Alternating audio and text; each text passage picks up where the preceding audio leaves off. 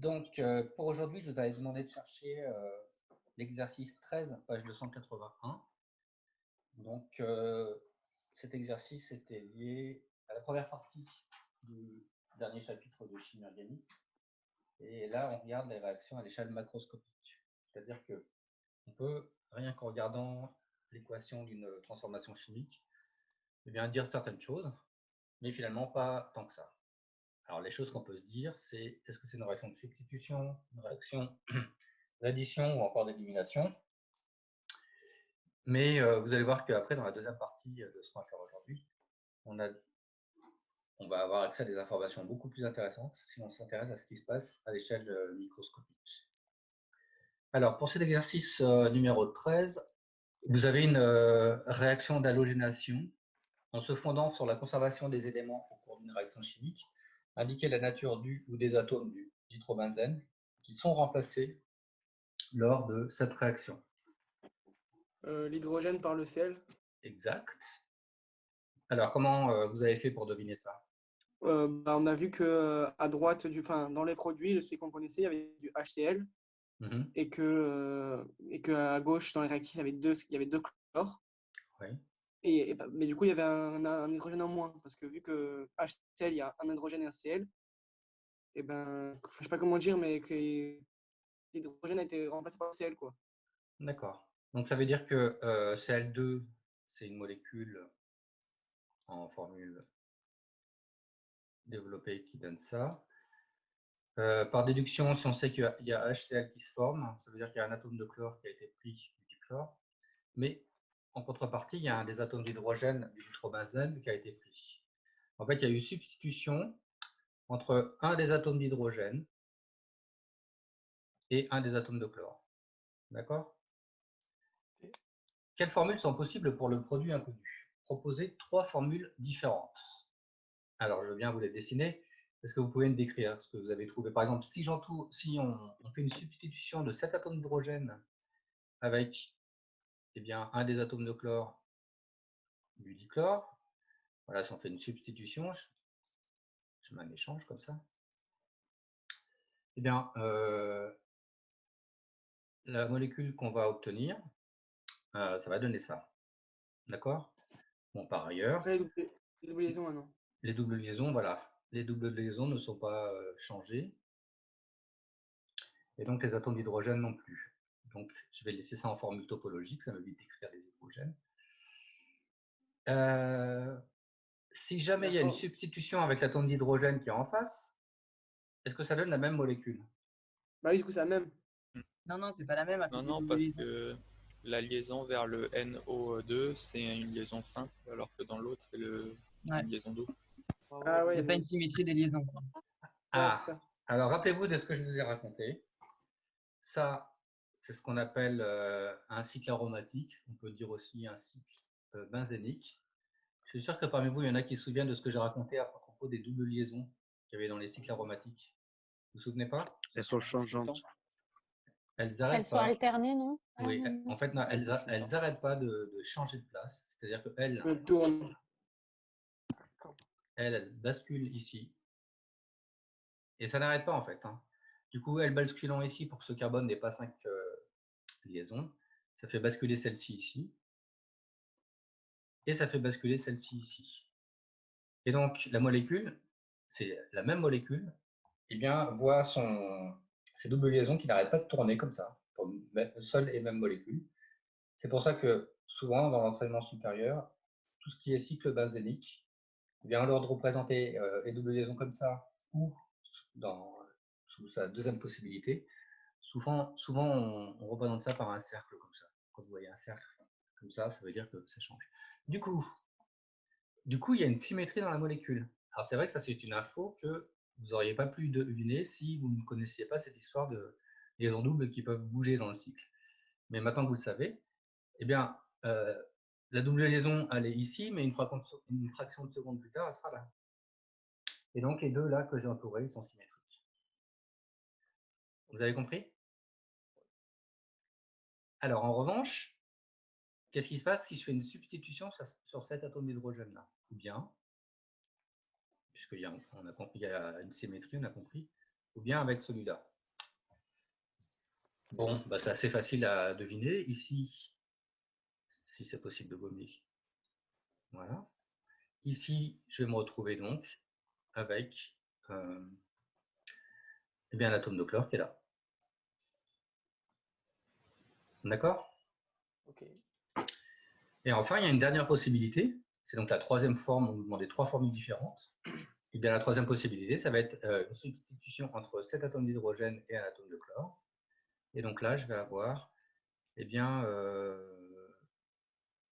l'atome de chlore qui eh bien, pointe vers le bas, comme ceci. Et voilà. Donc, on a 3 formes différentes pour la molécule qui a subi cette substitution. Enfin, qui est le produit de cette substitution. Et monsieur, on ne pourrait pas le mettre à la place du NO2, le Cl? Ah oui, alors là, ça serait notre réaction. C'est-à-dire que, pour répondre à ta question, dans cet exercice, non. Parce que si on l'avait mis à la place de NO2, alors le NO2, on l'aurait retrouvé ici dans les autres produits, d'accord? Ok. Maintenant, est-ce qu'il y a une autre réaction qui peut faire une substitution entre un atome de chlore et NO2? Peut-être. Alors là, je ne peux pas vous dire, peut-être. Ça dépend de si c'est possible ou pas, chimiquement. Et là, je ne peux pas vous répondre. OK? Ok. Bon. Alors, ensuite, il y avait l'exercice 14 qui s'appelait modification du groupe carbonyle. Donc, déterminer la catégorie de la réaction ci-dessous. C'est une addition. Alors, pourquoi est-ce que c'est une réaction d'addition? Parce qu'il y a un atome qui est ajouté, c'est l'hydrogène, non? Ouais, c'est vrai. Et une double liaison Les aussi. deux Il y a la double hydrogènes, liaison non? aussi. Eh oui, tout a été ajouté. Donc, les 2 atomes d'hydrogène de la molécule d'hydrogène ont été rajoutés sur cette molécule. Et ça, on l'avait vu dans le cours la dernière fois. Ça, c'est possible lorsqu'il y a une double liaison. Ici, cette double liaison, vous avez vu qu'elle avait disparu dans le produit. En fait, il y a un atome d'hydrogène qui va aller là. Et un atome d'hydrogène qui va aller là. Et pourquoi ça fait partir la double liaison? Parce que sinon, ça ne serait pas possible Non, c'est pas de possible. rajouter des atomes d'hydrogène à un atome de carbone ou même un atome d'oxygène qui a déjà son compte au niveau des liaisons. Ouais. D'accord? Donc, je vous rappelle au passage que les atomes de carbone, eux, ils peuvent faire 4 liaisons au maximum. Alors, quand il y a 4 liaisons, ça peut être 4 simples, ou, là, comme dans le cas de cette molécule, qui s'appelle cyclohexanone, ça peut être une double, comme là c'était le cas, et 2 simples. D'accord? Mais il y a 4 liaisons globalement. Ça peut être 2 simples, une double, ça peut être 2 doubles, ça peut être 4 simples, et 4. Ça vient du schéma de Lewis du carbone qui était comme ça. En ce qui concerne l'oxygène, eh bien, on va le voir aussi aujourd'hui. Le schéma de Lewis d'oxygène fait que un atome d'oxygène peut faire 2 liaisons. Donc ça peut être 2 simples ou une double. D'accord? Alors, puisque je parle de schéma de Lewis, aujourd'hui, je vais avoir besoin de rajouter des doublés non liants. Ce sont des doublés d'électrons qui appartiennent en propre à l'atome d'oxygène. Donc là, il faudrait que je les rajoute si je veux que le schéma de Lewis de l'atome soit complet. D'accord? Alors, ensuite, montrer que la réaction permettant la modification inverse est une élimination. Alors, Parce qu'il y a un atome d'hydrogène qui est remplacé par une liaison double. oui, alors on a vu effectivement que dans le cours, une réaction d'élimination, c'était un petit peu le contraire d'une réaction d'addition, c'est-à-dire qu'on a éjection, on va avoir éjection d'un atome ou d'un groupe d'atomes. Ici, c'est un petit groupe d'atomes, puisqu'il y a 2 atomes d'hydrogène. Ça, c'est possible en formant une liaison multiple. Donc, dans un sens, on détruit une liaison double, mais si on fait la réaction dans l'autre sens, ça s'appelle une élimination, à condition de former une liaison multiple. OK? Alors ensuite, on avait un dernier exercice qui s'appelait synthèse d'un amide. Donc, un amide est obtenu à partir d'un acide carboxylique en 2 réactions successives. Et on vous demandait de déterminer la catégorie de chacune de ces deux réactions. Deux substitutions. Oui. Oui, donc on a deux substitutions. Alors peut-être qu'on peut un petit peu détailler. Je vais entourer les groupes qui ont été substitués. Dans la première réaction, qu'est-ce qui se passe? On a une substitution de quoi par quoi? De OH par Cl. D'accord. On a substitution de OH par Cl. Alors ça a un sens de faire ça en chimie organique, parce que ça fait partie des acides carboxyliques. Et on le remplace par ça, qui s'appelle un chlorure d'acide. Ça ne fait pas partie de votre panoplie à connaître en terminale S, mais ça s'appelle un chlorure d'acide. Et les chlorures d'acide sont des réactifs beaucoup plus réactifs justement que les acides carboxyliques. Donc voilà pourquoi cette première étape. Ça sert à fabriquer cette espèce-là qui est très réactive. Une fois qu'elle a été fabriquée, on va faire la substitution qui nous intéressait vraiment, c'est-à-dire on substitue 7 atomes de chlore par le gros groupe NH. Voilà, ce paquet-là. Donc voilà, je vous ai raconté l'explication des chlorures d'acide qui sont là, parce que sinon vous auriez pu dire, mais pourquoi on ne ferait pas directement la substitution? Pourquoi rajouter une étape? Pourquoi on ne ferait pas directement la substitution du groupe OH par ça? Et ben voilà, c'est parce que c'est les acides carboxyliques qui ne sont pas assez réactifs. Donc si vous faites réagir ça sur ça, c'est quoi comme type de molécule ça d'ailleurs? C'est un amine. Voilà, c'est une amine.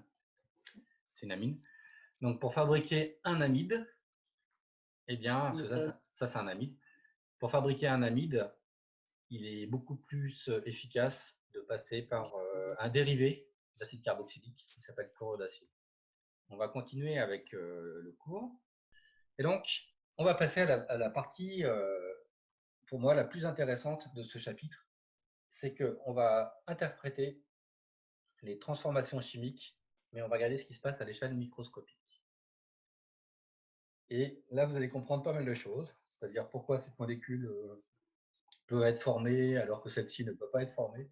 Donc, on a accès à pas mal d'informations.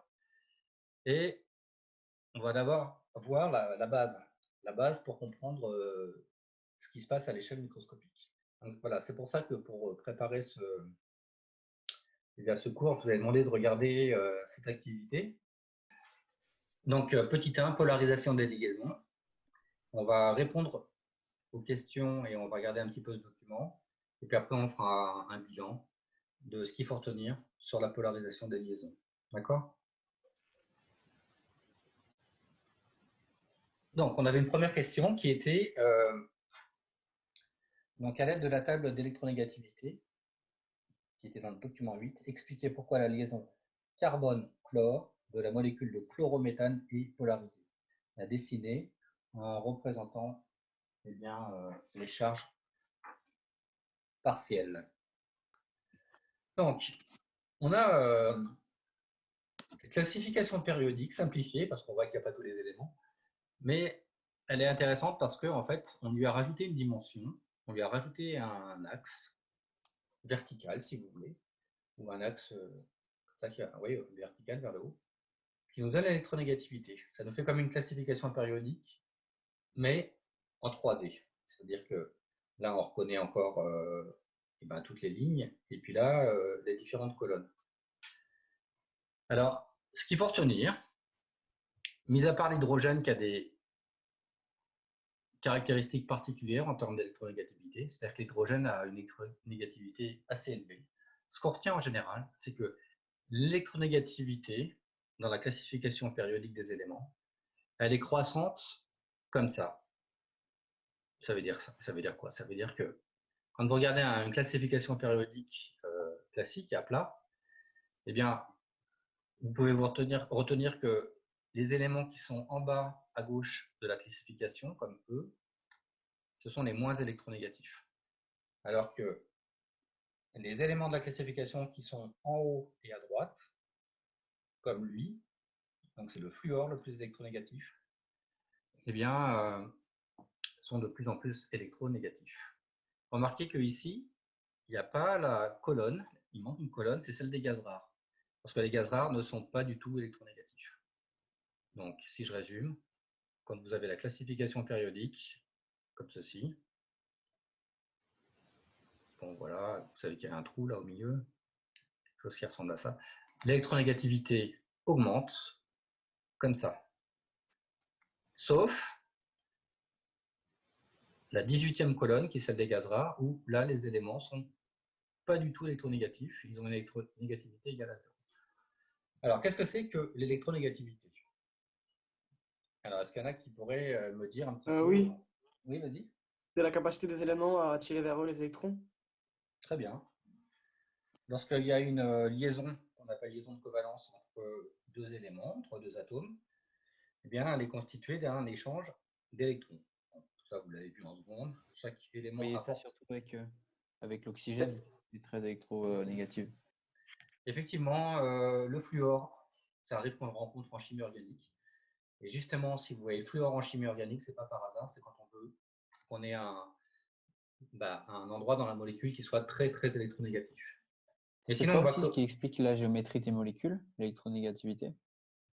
Non, la géométrie des molécules, elle va plutôt être expliquée par la présence ou non de doublés non liants dans l'atome. Ah, je pensais aux liaisons covalentes et non covalentes. Donc oui, la géométrie des molécules, elle est expliquée par le nombre de liaisons covalentes et le nombre de doublés non liants aussi. Mais pas spécialement avec l'électronégativité. Par contre, donc vous avez raison de citer l'oxygène, parce que l'oxygène, il est très courant en chimie organique, et vous voyez qu'il c'est le deuxième élément le plus électronégatif. C'est le deuxième élément électronégatif. Donc, on vous demandait dans cette première question d'expliquer pourquoi la liaison carbone-chlore de la molécule de chlorométhane est polarisée. Alors, la molécule de chlorométhane, je vais la dessiner ici. Donc, chlorométhane, elle a été dans les documents, hein, vous n'aviez pas à reconnaître. Enfin, quoi que c'est facile. Chlorométhane, le méthane c'est CH4, le chlorométhane, vous substituez un atome d'hydrogène par un atome de chlore. Ben voilà. Donc si vous comparez l'électronégativité du carbone par rapport à celle du chlore, parce que c'est de cette liaison-là qu'on nous parle, eh bien vous voyez une électronégativité pour le chlore qui est ici, donc inférieure à 2,5. Et pour le chlore, il y a des petits traits qui se poursuivent, elle est supérieure à 3. Donc on a une différence d'électronégativité assez importante, on ne va pas dire spectaculaire, mais il existe une certaine différence d'électronégativité entre le chlore et le carbone. Du coup, on va illustrer ça sur cet exemple. Du coup, les deux électrons qui constituent cette liaison, ils ne sont pas là. En moyenne, ils ne sont pas au milieu. Comme le chlore, voilà, en moyenne, ils ont tendance, alors c'est encore statistique, hein, on ne connaît pas exactement l'endroit où sont les électrons. C'est juste comme on a vu un petit peu en mécanique quantique, d'ailleurs c'est de la mécanique quantique, eh bien, on peut juste faire des statistiques, mais statistiquement, eh bien, les deux électrons de cette liaison ont plutôt tendance à naviguer plus près de l'atome de chlore que l'atome de carbone. Ça, on ne le représente pas comme je viens de le faire. Ce que je viens de faire, c'était juste pour expliquer. On va juste écrire les charges partielles. Donc, on vous demandait ça. On vous demandait ça dans le c'est delta moins et le C, c'est delta plus. Voilà, c'est ça. Donc, si vous voulez, je ne veux pas écrire moins. D'accord, il y a des électrons qui sont plus près de l'atome de chlore. Mais ça ne serait pas exact de dire moins ici et plus ici parce que ce n'est pas une vraie charge positive ou une charge négative.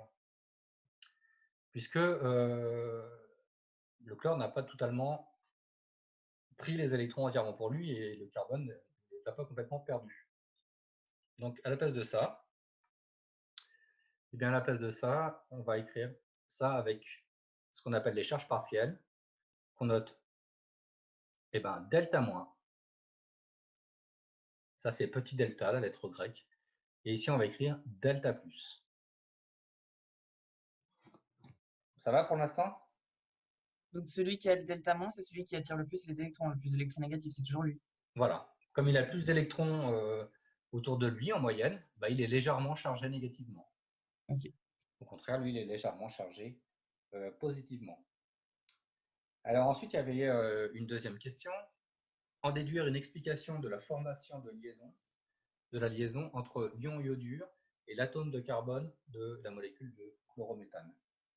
Donc, je recopie ce qu'on vient de trouver, c'est-à-dire que on a dit que ça c'était plutôt delta moins et que ça c'était plutôt delta plus. Et l'ion iodure, lui, il est vraiment chargé négativement. Il a vraiment une charge négative, c'est vraiment un ion. Donc, c'est une espèce négative. Et voilà tout le début de l'explication de ce qui se passe à l'échelle microscopique. Si vous mettez des ions iodures en contact avec des molécules de chlorométhane, eh bien, lors de leur rencontre, qui sont par des chocs, l'ion iodure va plutôt être attiré par le côté delta plus de la molécule. On dit le côté électropositif. Ils sont attirés, c'est juste une interaction électrostatique. Vous savez que les plus attirent les charges négatives et vice-versa. Au contraire, les charges négatives se repoussent entre elles. Donc, si vous voulez, si vous avez un ion iodure qui arrive dans les parages juste avant un choc, eh bien, ça ne va pas être un choc entre l'ion iodure et cette partie-là qui va se produire, mais cette partie-là, puisque elle est positive. On va même dire que l'ion iodure, il va avoir tendance à arriver du côté opposé à l'atome de chlore. C'est-à-dire qu'il va avoir tendance à arriver de ce côté-là. D'accord? Et alors, qu'est-ce qui va se passer? Eh bien, si le choc il est assez violent, vous allez avoir l'atome de d'iode qui va se fixer sur l'atome de carbone. Et c'est ce qui s'est passé ici. Vous avez l'atome d'iode qui s'est fixé sur l'atome de carbone. Et du coup, on peut répondre à la question 3 maintenant. En considérant la règle de l'octet, expliquez alors la rupture de la liaison carbone-chlore de la molécule de chlorométhane. Bon, alors la règle de l'octet, c'est juste pour vous dire, en respectant le fait que chaque atome de carbone ne peut faire que 4 liaisons. Donc ce que je viens de raconter, l'atome d'iode qui s'attache, qui fait une liaison avec l'atome de carbone, ce n'est pas possible, puisque, en théorie, ce n'est pas possible, puisqu'un atome de carbone, il ne peut pas faire plus de 4 liaisons. Donc ce qui va se passer, eh bien, c'est que vous allez avoir, ça va être simultané dans cette réaction-là, vous allez avoir l'atome d'iode qui commence à se lier à l'atome de carbone, et en même temps, vous allez avoir l'atome de chlore qui va partir. Et donc, l'atome de chlore va partir, et c'est lui qui va apporter la charge négative. D'accord? Tout ça, on va le symboliser tout à l'heure avec des flèches. On appellera ça des flèches courbes. Je vous expliquerai tout à l'heure en quoi ça consiste. Mais en fait, pour expliquer tout ce que je viens de raconter, on dit que l'ion iodure arrive sur l'atome de carbone et que simultanément, l'atome de chlore se détache, cette liaison est cassée. Voilà les flèches courbes qu'on associera. Donc, tout le but de cette partie, ça va être apprendre à faire correctement les flèches courbes. Là où vous ne pouvez pas trop comprendre pour l'instant en quoi ça consiste, parce que je ne vous ai pas expliqué comment on faisait les flèches courbes. Donc, quatrième question.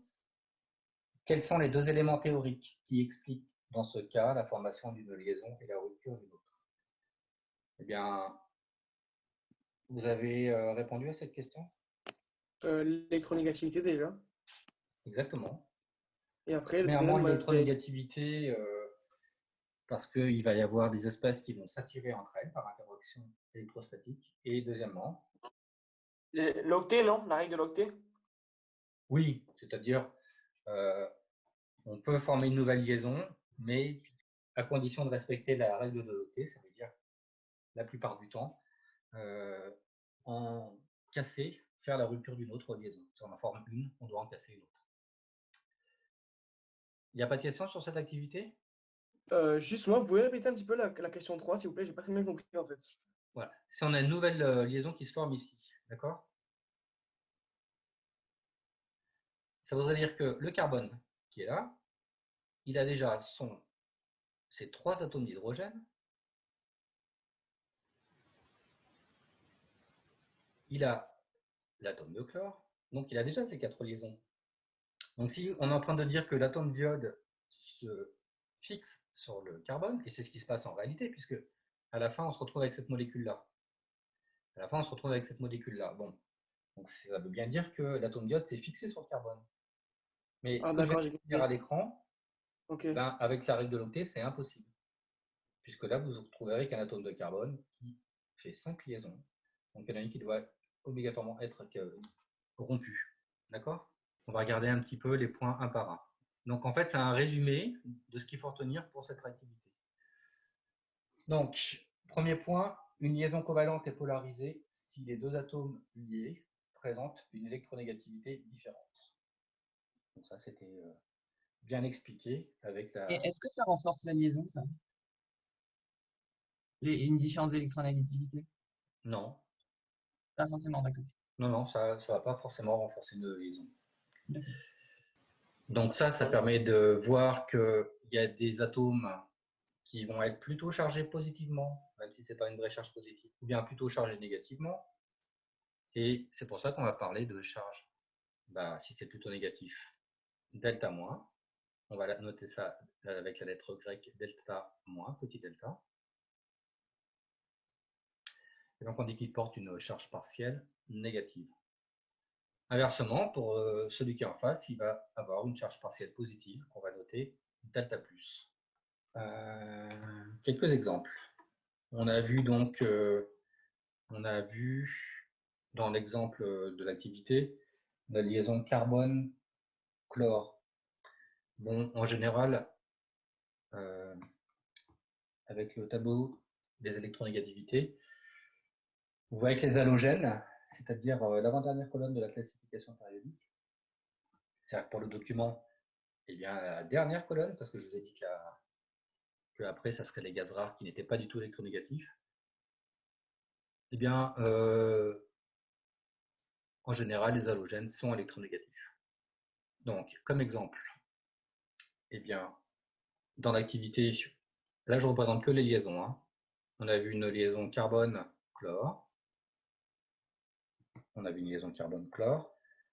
Donc, ce que je vais changer, c'est que je vais rajouter les doublés non-liants parce qu'on va en avoir besoin maintenant vraiment.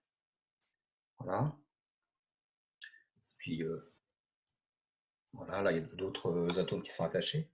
Donc, eh bien, effectivement, la liaison carbone-chlore, elle est polarisée. Et donc, on va avoir ici delta moins. Et ici delta plus. On a la même chose si vous remplacez l'atome de chlore ici par un autre halogène. Donc, si à la place du chlore, eh bien, vous mettez, par exemple, de l'iode, eh bien, on va aussi avoir delta plus et delta moins. D'accord? Quelque chose qu'on rencontre très souvent en chimie organique, c'est ça. Carbone double liaison O. Ça, on le rencontre très souvent. Parce qu'on le voit dans les acides carboxyliques, on le voit dans les aldéhydes, les cétones, encore les amines, dans les esters aussi. Donc ça, c'est quelque chose qu'on voit très très souvent. Et si vous regardez le tableau tout à l'heure, c'est-à-dire si vous comparez carbone et oxygène,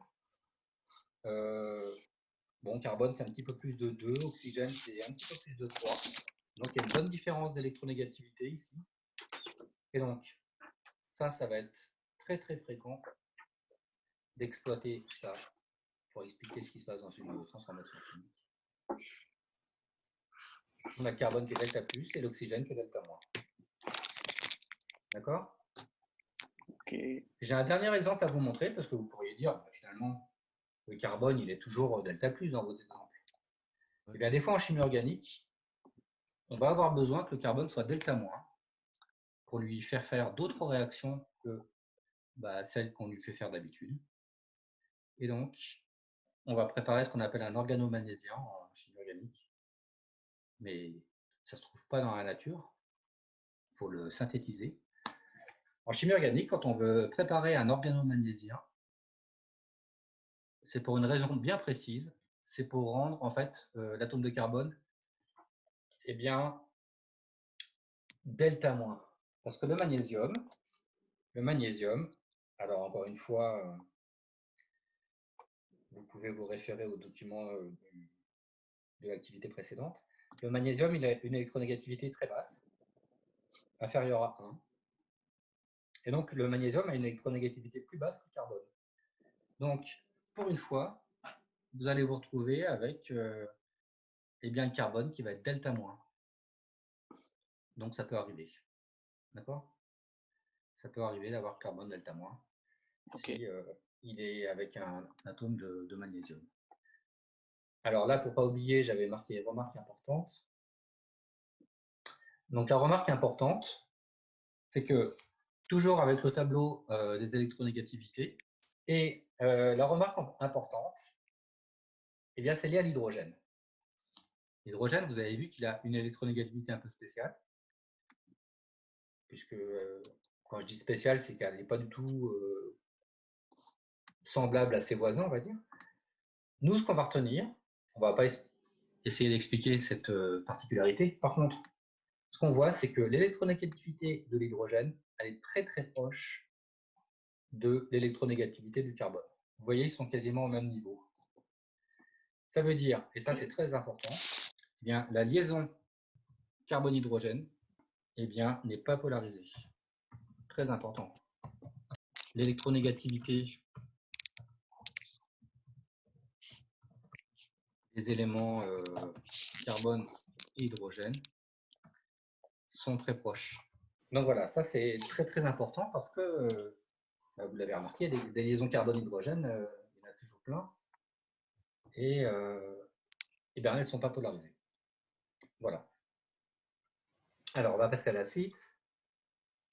On va identifier ce qu'on appelle les sites donneurs et les sites accepteurs de doublés d'électrons. Alors, qu'est-ce qu'on appelle des sites donneurs? Eh bien, les sites donneurs, ce sont des atomes qui sont porteurs. Alors ça, c'est quelque chose qu'il faut retenir parce que souvent, c'est posé comme question. Identifier les sites donneurs et les sites accepteurs en telle ou telle molécule de cet exercice. Donc ça, c'est quelque chose qu'il faut bien comprendre. Donc les sites donneurs, ce sont des atomes porteurs d'une charge. Alors ça peut être une charge partielle, c'est-à-dire delta moins, ou entière, comme un ion, négative. Donc, je vais donner des exemples. Prenons l'ion HO- que vous connaissez bien, l'ion hydroxyde. Alors, vous n'êtes pas habitué à écrire ça comme ça, parce que là, j'ai rajouté les doublés non-liants. Alors, l'ion HO-, en chimie organique, souvent, pour distinguer les charges partielles négatives du genre delta-, avec les vraies charges entières, qui viennent des ions, souvent on va entourer la charge moins ou la charge plus si c'est un ion positif. On va entourer la charge pour bien montrer que c'est une vraie charge. Eh bien, pourquoi on dit que c'est un site donneur? Parce que ici, on va avoir un atome d'oxygène qui va pouvoir assez facilement donner ou partager un des doublés qu'il a là. D'accord? Donc on va dire que c'est un site donneur. Alors souvent on dit site donneur tout court, mais regardez le titre, c'était site donneur de doublés d'électrons. Alors lui finalement il en a 3. Il a 3 doublés d'électrons en propre, et même il est relié à un autre doublé d'électrons qui correspond à sa liaison avec l'atome d'hydrogène. Donc voilà, c'est un site donneur parce qu'il est susceptible de pouvoir donner eh bien, ce doublé. Je vous donne un autre exemple tout à l'heure. Tout à l'heure on a vu cet exemple-là, enfin il n'y a pas longtemps, c'était ça, et on a dit que l'oxygène était delta-. Donc là, ce n'est pas une vraie charge, ce n'est pas un ion. Mais pourquoi l'atome d'oxygène ici va constituer un site donneur? Parce qu'il va pouvoir donner, ou en tout cas échanger,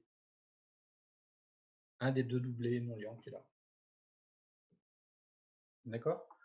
Un dernier exemple, la molécule d'eau. Alors, la molécule d'eau... Donc, monsieur, c'est toujours celui qui a une charge partielle négative. Voilà, soit une charge partielle négative, soit une charge partielle négative, là il y a un moins, soit une vraie charge négative.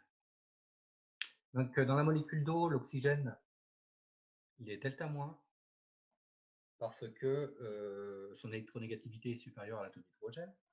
Donc les hydrogènes sont delta plus. Hein.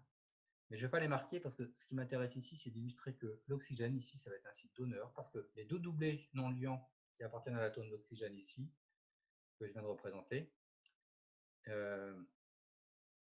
vont pouvoir aussi être échangés avec un autre réactif. Et un des deux, là, va pouvoir réagir. D'accord ? Dernier exemple.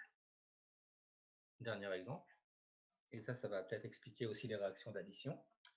Une liaison multiple, elle peut aussi être un site donneur de doublés d'électrons. Par exemple, si je prends la molécule d'éthylène, c'est le plus simple des alcènes en fait. Donc ça, c'est la molécule d'éthylène. Donc là, il y a 2 atomes d'hydrogène. Et puis là aussi. Eh bien, lorsque vous avez une liaison multiple, double ou triple, alors que là, on a une symétrie. D'accord ? Donc ça, c'est un peu un cas particulier, ce que je suis en train de vous raconter. Là, on a 2 atomes de carbone, donc c'est symétrique. Il n'y a pas de différence d'électronégativité. Mais, comme ici, on a un excès, si vous voulez, de charge négative avec cette double liaison, un des deux doublés de la liaison double va pouvoir réagir avec d'autres réactifs. Alors ensuite, vous voyez en dessous, on parle de site accepteur. Eh bien, les sites accepteurs, eh bien, ça va être, vous avez compris, qu'est-ce que je vais marquer? Atome porteur. Une charge partielle ou entière positive. Voilà. Exactement. Et c'est ceux qui vont justement s'accrocher à la liaison double que vous avez mis entre CH2 là? Et oui, c'est ça. Ok, d'accord. Là, pour l'instant, je dis ça, ça va réagir avec, mais ça va réagir avec quelque chose qui va les attirer. Donc, d'une charge partielle ou entière positive. Alors, charge entière positive, eh bien, par exemple, vous avez l'ion H+. L'ion H+, je vais entourer la charge. C'est un ion. Et bien, lui, il va être accepteur. On a aussi, dans le même genre, parce qu'il fait partie de la même colonne dans la classification périodique, l'ion lithium, Li+. Voilà, si je le mentionne, c'est qu'il est assez utilisé aussi en chimie organique. Vous avez dans la molécule, par exemple, on a vu tout à l'heure de chlorométhane. Tout à l'heure, nous avions la molécule de chlorométhane qui était celle-ci. Monsieur, si jamais les atomes ils sont accrochés à des molécules, comment ça se passe? Si jamais quoi? Par exemple, si le lithium plus la Li+, il est accroché à une molécule, il va faire quoi? Il va s'enlever de sa molécule pour... Il va faire une liaison. On va le voir juste après. Ok, d'accord. On va le voir juste après. Il va y avoir création de liaison en fait entre les sites donneurs et les sites accepteurs. Il y en a qui sont prêts à donner des doublés d'électrons pour faire des liaisons. Et puis ça tombe bien parce qu'il y en a qui sont prêts à accepter. Donc voilà comment ça va se faire. Alors, ça c'est la molécule de chlorométhane qu'on a vu tout à l'heure. Eh bien, on avait dit tout à l'heure le chlore était delta moins. Ça veut dire que en contrepartie, le carbone qui est là, lui, il est delta plus. Donc ça veut dire que ce carbone-là, il est prêt à accueillir un site donneur. C'est l'exemple qu'on va voir juste après d'ailleurs. D'accord? Qu'est-ce que je peux vous donner comme autre exemple? Et bien voilà, cet exemple-là, là, ce truc, carbone double liaison oxygène. On peut le regarder sous un œil différent. Tout à l'heure, je l'ai regardé sous l'œil de, je recherchais un site donneur et donc j'avais trouvé de l'oxygène. Là, je peux le regarder sous un œil différent. Je peux dire, ben oui, le carbone qui est là, il est delta plus. Donc lui, il va être accepteur. Et donc, les réactions chimiques, c'est quoi? Eh bien, c'est une interaction entre les sites donneurs et les sites accepteurs. Donc, c'est pour ça que c'est intéressant, parce que là, vous allez comprendre ce qui se passe maintenant, à l'échelle microscopique, et on comprend ce qui se passe exactement, alors que lorsque vous avez une équation, des fois on dit équation bilan, d'une transformation chimique, en général, on ne sait pas trop ce qui s'est passé. Et donc, ça nous amène à la troisième partie pour aujourd'hui. Voilà. Où vous allez voir vos premiers mécanismes. 3 points déjà explicités pour comprendre ce qu'on va faire. Premier point, c'est que, ça c'est ce que je viens de raconter un peu, l'équation d'une réaction chimique ne permet pas de savoir les étapes réelles ayant lieu à l'échelle microscopique. L'ensemble des étapes est appelé mécanisme réactionnel. C'est-à-dire que lorsque vous avez une transformation chimique, quand vous voyez l'équation, vous ne pouvez pas deviner a priori ce qui s'est passé. Alors après, un chimiste qui a beaucoup de connaissances, lui, il va savoir ce qui s'est passé. Mais a priori, quand vous regardez une équation, vous ne pouvez pas deviner ce qui s'est passé. Et vous vous souvenez de la réaction, par exemple, d'estérification? On l'a vu la dernière fois, je crois. Vous vous souvenez de ce que c'est, une estérification? Oui. Oui, on part. Oui, Pour un faire groupe ester qui se forme. Oui, je vais vous montrer, je vais vous rappeler ça. Si par exemple, vous prenez un... Allez, je vais faire au plus simple. Je vais prendre un acide carboxylique. Alors, comment il s'appelle celui-là? Acide méthanoïque. Ouais, Voilà, c'est ça. c'est l'acide méthanoïque.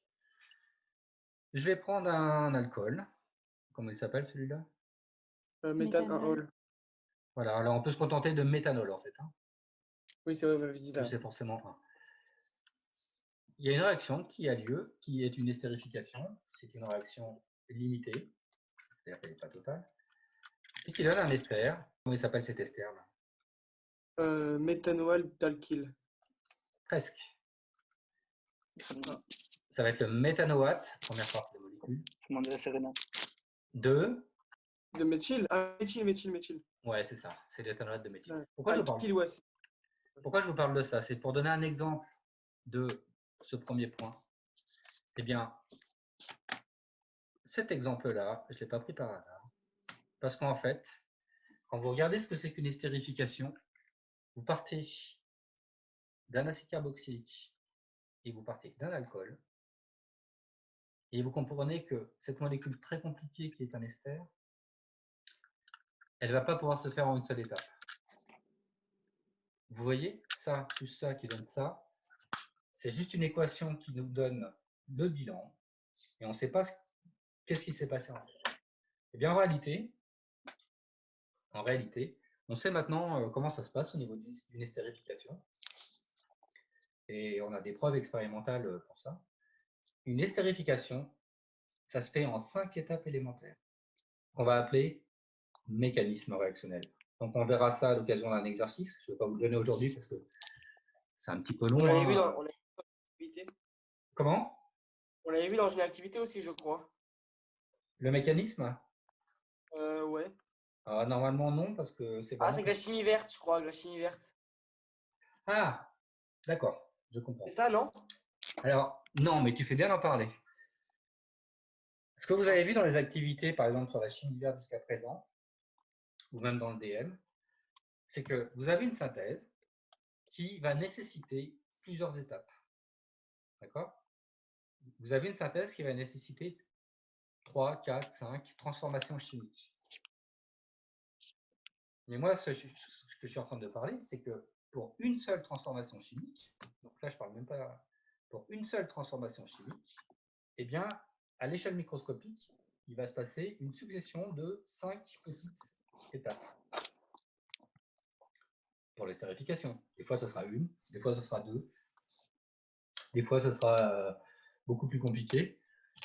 Donc, à ne pas confondre avec une succession de transformations chimiques qui peuvent avoir lieu lorsqu'on fait une synthèse compliquée.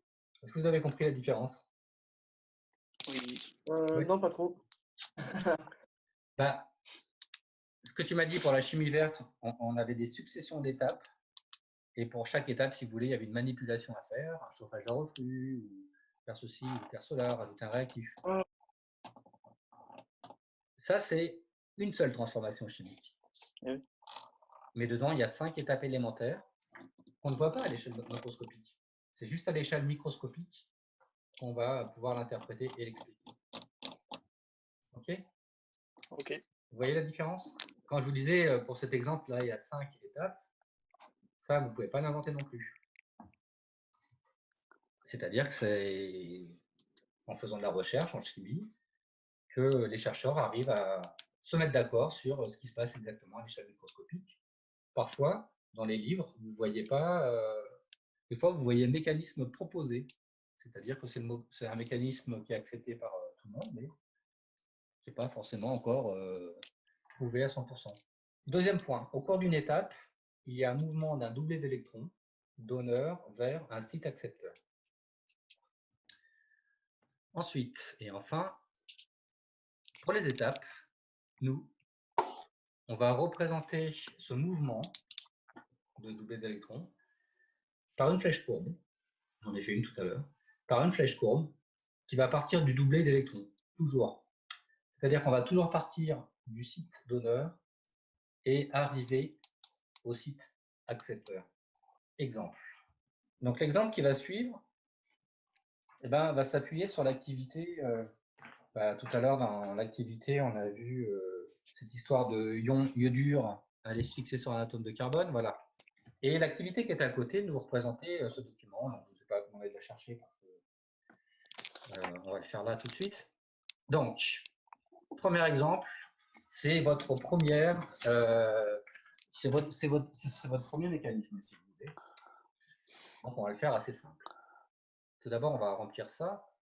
Cette réaction, c'était une réaction de quel type parmi les 3 grandes catégories en chimie? La substitution. Voilà, c'était juste un rappel. Donc, synthèse du iodométhane. Vous vous souvenez de cette réaction? C'est celle qu'on a vue tout à l'heure. Hein? Ouais. Voilà, elle est bien parce que elle va nous permettre de voir bien notre première réaction où on va dessiner une flèche courbe. Le mécanisme, en fait, et là c'est pareil, il y a des preuves expérimentales maintenant. On sait que cette synthèse, elle se fait en une seule étape. Donc c'est pas courant. Hein. En général, les réactions elles sont plutôt en plusieurs étapes simples. Celle-ci, elle se fait en une seule étape. Et les étapes, elles ont été simulées numériquement par les figures ci-dessous. Là, il y en a 4. Donc, ici, cette sphère rouge qui a été modélisée, c'est l'ion iodure.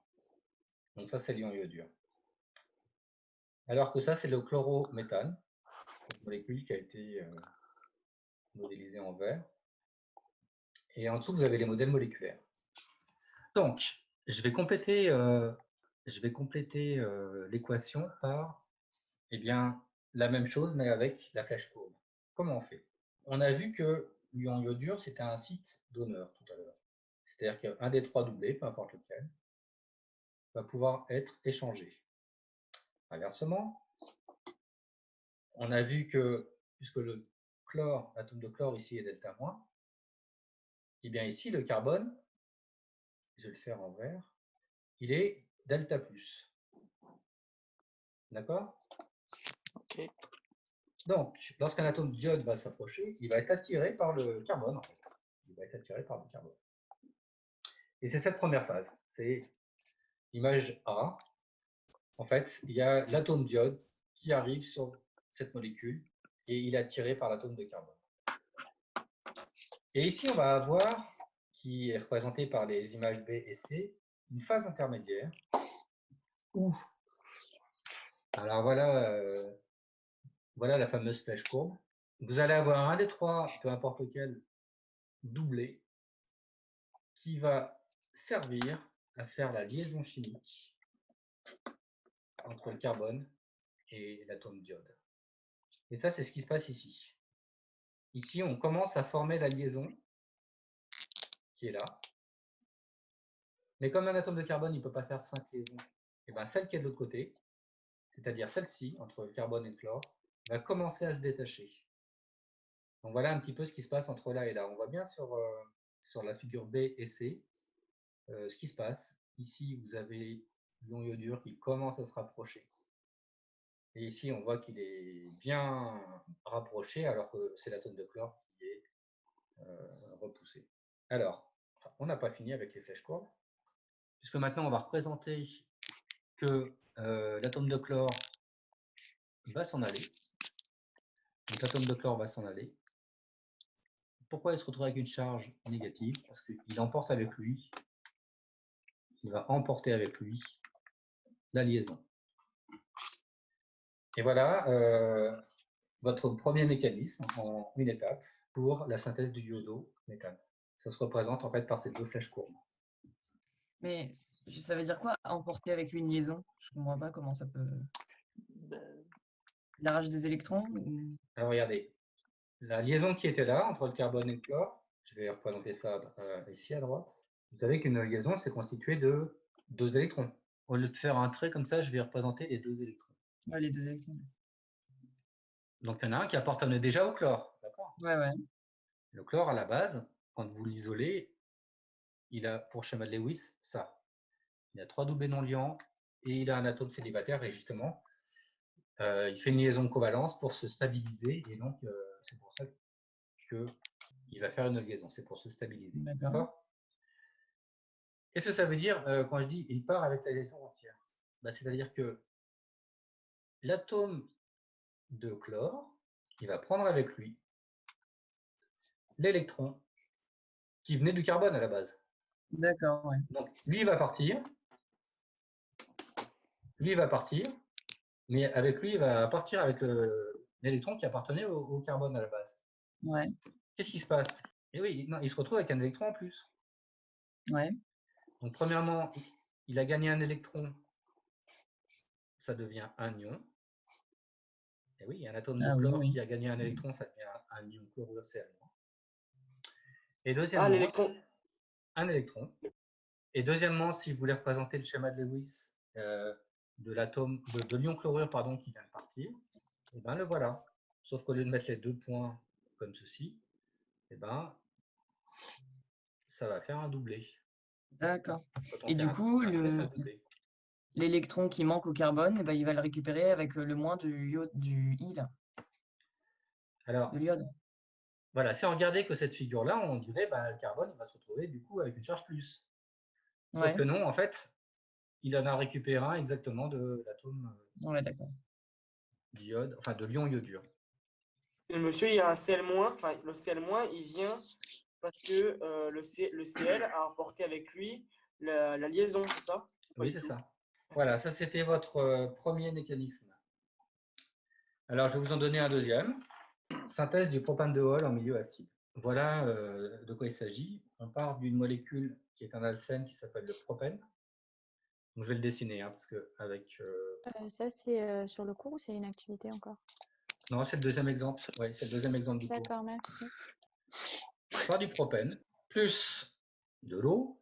Alors, on oublie qu'il faut que ce soit un milieu acide. On va voir ça après. Plus de l'eau. Donc, ça sera une hydratation en fait. Parfois, vous verrez, enfin parfois même assez souvent, en chimie organique, des fois on rajoute sur la flèche des indications qui donnent des conditions expérimentales. Par exemple, s'il faut chauffer, on peut le mettre là. Si on utilise un catalyseur, on peut le mettre là aussi. Et là, c'est le cas. Si on fait cette synthèse en milieu acide, c'est que en fait, les ions H+ sont catalyseurs de cette réaction.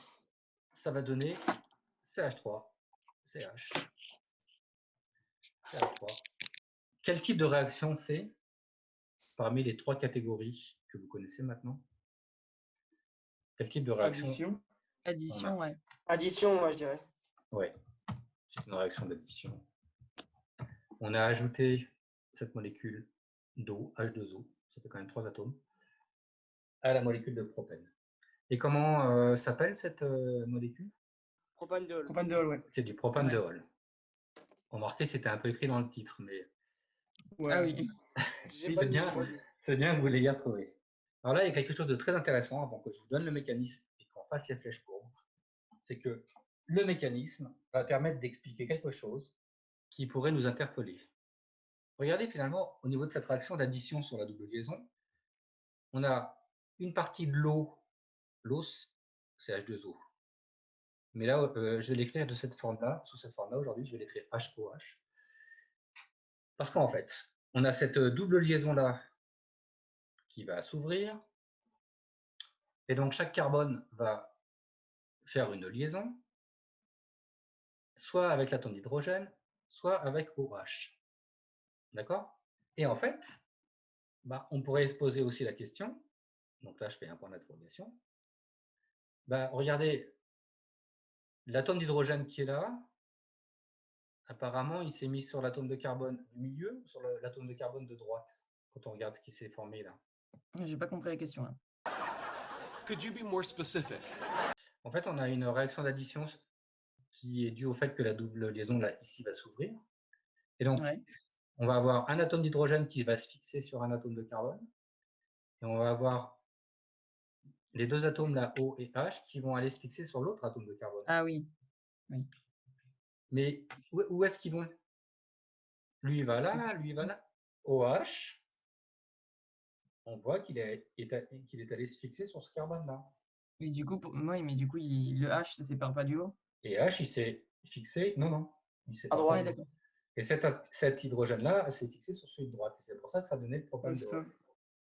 Mais si on avait eu le contraire, qu'est-ce qu'on aurait eu comme molécule à la fin? Si finalement le OH, au lieu d'aller sur le carbone du milieu, il était allé à droite. Propanol, non? On aurait eu le propane. Et ça s'appelle le propane 1-Hall.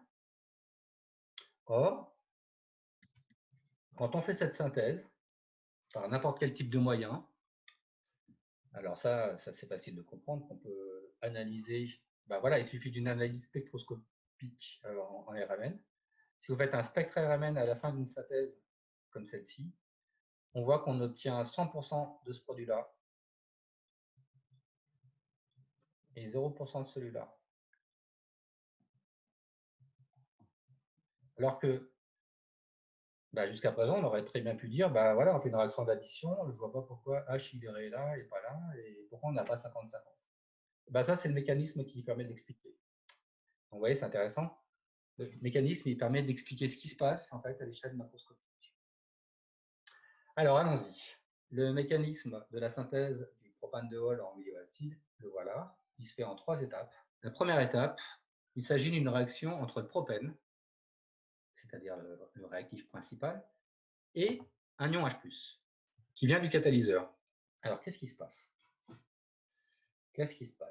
Alors, tout à l'heure, on a vu que H+, c'était un site... Accepteur ou je sais pas quoi. Exactement, c'est un site accepteur. Du coup, il va laisser son liaison.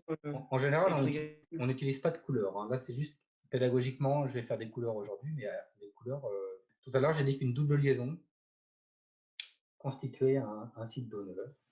Donc là, j'ai repéré un site donneur ici et j'ai repéré un site accepteur ici. D'accord? Alors là, pour l'explication d'aujourd'hui, je vais mettre en rouge les sites donneurs et en vert les sites accepteurs.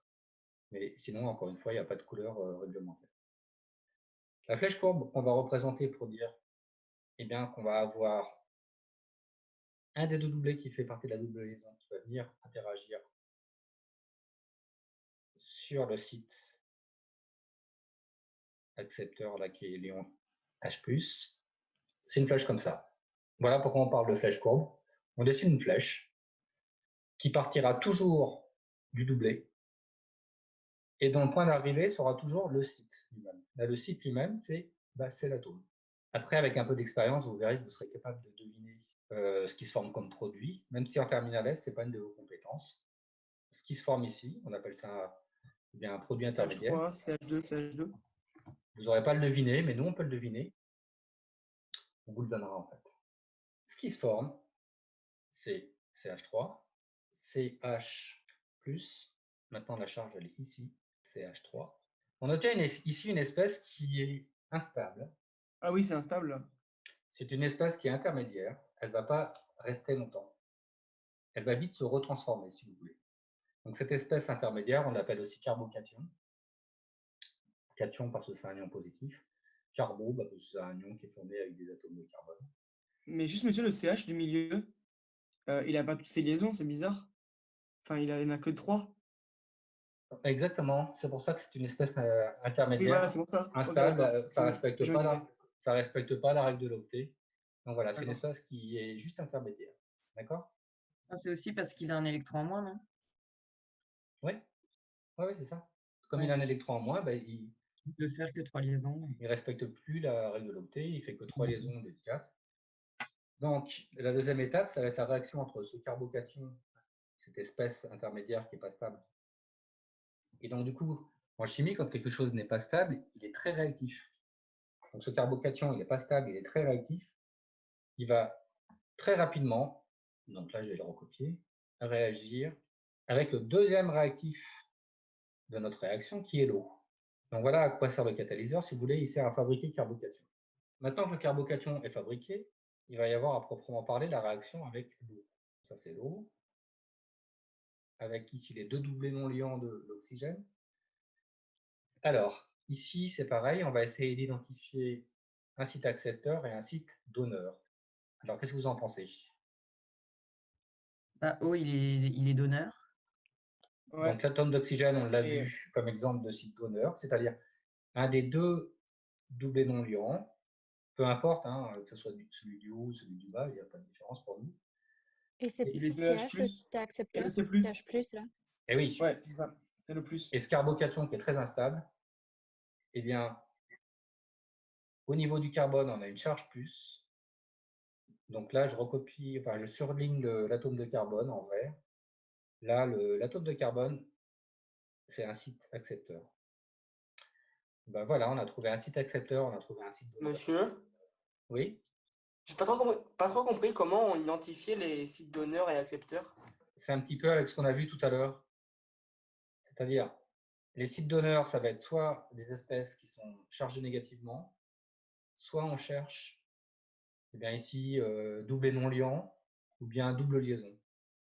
Donc là, il faut se référer aux exemples qu'on a vus tout à l'heure. D'accord ? C'est pour les donneurs, ça. Voilà. Et Ok. puis pour les accepteurs, eh ben, c'est les charges positives, comme là ou là. Alors, ici, je vais faire une flèche courbe. Alors, une flèche courbe, ça a ça comme règle. Ça partira toujours d'un doublé pour arriver sur l'espèce, le site accepteur. Donc là, voilà comment se représente la flèche courbe. On va représenter une flèche qui part d'un des deux doublés non liants de l'oxygène et qui va arriver sur l'atome de carbone. Qu'est-ce que ça va donner? Alors, je vais prendre cette molécule, enfin cet ion, pardon, le carbocation, je vais partir de lui. Donc, il y a d'abord CH3 à gauche. Il va rester un H sur le côté. Au milieu, j'avais CH, on est d'accord. Et là, on a formé une liaison. L'atome d'oxygène, il a formé une liaison que je vais représenter vers le haut ou vers le bas, peu importe, comme ça. Ça, c'est l'atome d'oxygène de la molécule d'eau. A priori, les deux atomes d'hydrogène, ils n'ont pas été affectés par cette transformation. Il y a un dédoublé non liant qui devrait toujours être là, il n'a pas été affecté. En revanche, le deuxième doublé, il vient de servir. En fait, le doublé non liant qui est là en rouge, c'est celui qui a servi à faire cette liaison. Mais comme l'atome d'oxygène de la molécule d'eau, il a bien voulu donner un électron à l'atome de carbone, bah, en faisant cette liaison, si vous voulez, il a perdu un électron.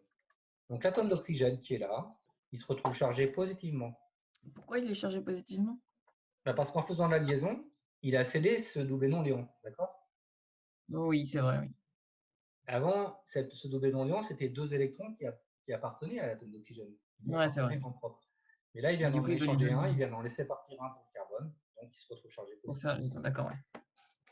Et je termine cette grosse espèce qui est là, qui est instable aussi, avec le CH3. Alors là, il n'y a pas vraiment de nom pour cette espèce intermédiaire, elle n'est pas stable non plus. Il y a une dernière étape. Et oui, parce que de toute façon, là, ce que je viens de dessiner, Oui, c'est toujours C'est pas, instable. c'est pas encore le propandéol. Ouais. Donc un mécanisme réactionnel, ça part des réactifs et ça arrive au produit. C'est censé expliquer tout. Donc là, la dernière étape, c'est formation de l'alcool.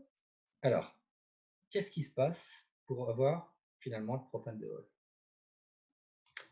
Eh bien, ici, il se passe une transformation. Vous voyez, avec lui, il n'y a pas un autre réactif. Donc là, il va se passer quelque chose à l'intérieur d'une même espèce chimique. C'est-à-dire que vous avez cet atome d'oxygène qui est chargé positivement, bah, finalement, qui est donc un site accepteur. Il va aller récupérer cette liaison, enfin une des deux. Pourquoi ça explique tout? Bah parce que, et ça se représente comme ça.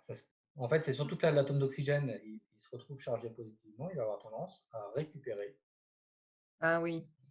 Donc Et là, après, vous ça voyez, forme. c'est une flèche courbe qui est interne. Et donc, pourquoi ça explique tout? On va regarder ce qui se passe. On se retrouve avec de l'acide à la fin. Oui, c'est-à-dire, H+, quoi. exactement. Regardez ce qui se passe ici. Il faut regarder un petit peu en détail ce que veulent dire la signification de ces flèches. Ici, on avait un atome d'oxygène qui était chargé positivement. Il récupère l'électron qu'il partageait avec un atome d'hydrogène. Donc, en fait, il a récupéré son doublé non-liant. Voilà. Et lui, bah, vous vous retrouvez avec un atome d'hydrogène qui a perdu l'électron de sa liaison. Donc, il se retrouve à H+. Donc, lui, là, c'est lui qui va donner H+. Vous avez aussi quelque chose qui est très satisfaisant pour la compréhension. C'est que cette dernière étape, en plus, elle permet d'expliquer pourquoi H+ est un catalyseur.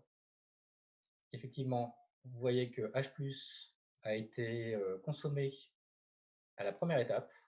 Quand je dis consommé, c'est que... Et il est présent à la fin, c'est pour ça que c'est un Eh oui, catalyseur? il est consommé à la première étape, mais il est restitué à la dernière étape. Oui, mais sans le H+, on aurait quand même pu faire la réaction. Alors, sans le H+, on pourrait envisager ici que la double liaison s'ouvre et aille attaquer un atome d'hydrogène d'une molécule d'eau, mais cette réaction, eh bien, elle est beaucoup plus difficile. Ouais, elle n'est pas spontanée, quoi. Voilà, elle est Et elle beaucoup sera plus plus longue, difficile ouais. et ça va être plus long, etc. Donc voilà pourquoi on catalyse avec des ions H+. Ok. Si vous faites le bilan des 3 étapes, eh bien, vous allez exactement retrouver ça. C'est-à-dire que le bilan des 3 étapes, en gros, si vous ajoutez tout ce qui est à gauche et vous dites que c'est bon, que ça donne tout ce qui est à droite, par simplification, vous allez exactement retrouver ce bilan. D'accord? Dans le bilan, il n'y a plus H+. Donc c'est pour ça que dans l'équation, on le met sur la flèche pour donner une indication, mais c'est vraiment un catalyseur, il n'est pas consommé. Et voilà. Et j'ai une dernière interrogation. Tout à l'heure, j'avais commencé un petit peu à vous appâter en vous disant, mais c'est grâce au mécanisme qu'on va comprendre pourquoi c'est le propandiol qui se forme Ouais, pas l'autre. et pas l'autre. On a l'explication de ceci lorsqu'on forme le carbocation. Alors vous n'avez peut-être pas la réponse en main aujourd'hui, hein. C'est moi qui suis obligé de vous le dire. Mais en fait, c'est grâce à ce mécanisme qu'on peut expliquer pourquoi on a 100% de propandiol et 0% de propanol. C'est parce que ça s'explique dès la première étape. Lorsque ça se passe, c'est-à-dire lorsque la double liaison s'ouvre, pourquoi c'est ce carbocation-là qui se forme et pourquoi... Pas celui du bout, ouais. Voilà, pourquoi ça ne serait pas... attendez, je vais faire un peu de place. Pourquoi ça n'aurait pas été lui, en fait? Parce que si ce carbocation-là se formait, là, on aurait bien du propane 1-ol avec l'étape d'après, d'accord? Pourquoi ça n'arrive pas? Et je le barre. C'est parce que il est très, très, très peu stable. Déjà, lui, je vous ai dit qu'il était assez instable. Mais en fait... Oui, mais ça, on ne peut pas le savoir à l'avance. Non, vous ne pouviez pas le savoir. Mais en fait, lui, il est instable, mais il est quand même beaucoup moins instable que lui, qui est encore plus instable. Pourquoi? Et donc, dans un exercice, comment on peut le faire? Parce que, par exemple, peut-être qu'on sera tenté par le maître. Justement, c'est pour ça que je vous disais qu'avec vos connaissances de terminale, vous ne pouvez pas deviner que ce serait celui du haut qui se serait formé majoritairement et pas du tout celui du bas, parce que vous n'avez pas assez de connaissances pour ça. Donc, c'est pour ça qu'en terminale, pour vous, les lignes du mécanisme, elles seront toujours données entièrement. Vous, les seules choses que vous aurez à faire, c'est rajouter ce que j'ai mis en bleu, moi, aujourd'hui. Ouais. Ok.